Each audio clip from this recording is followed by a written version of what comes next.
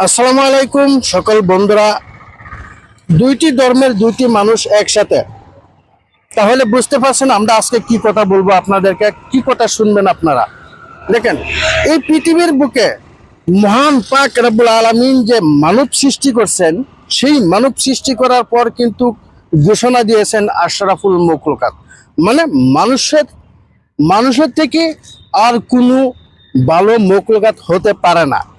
আর পৃথিবীর মধ্যে 17,999টা মখলুকাত যে সৃষ্টি করছেন একমাত্র এই মানব জাতের জন্য, মানব জাতির উপকারের জন্য। সেই আল্লাহ, সেই ভগবানকে আমরা বলে থাকা যায়। আপনারাই বলেন তো, আমি মুসলিম, আমার এই ভাই হিন্দু। পৃথিবীর মাধ্যমে যত জাত যত ধর্ম আছে সবাই যেন ভালোবাসা নিয়ে বুকে চলতে পারে এই পৃথিবীর জমিনে।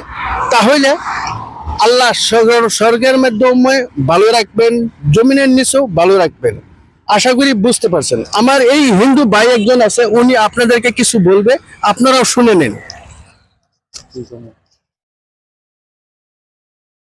সবাই সুন্দরভাবে হিন্দু মুসলিম জাত ভেদ না করে সবাই আমরা একসাথে ভাই বন্ধু হিসাবে চলতে লাগে।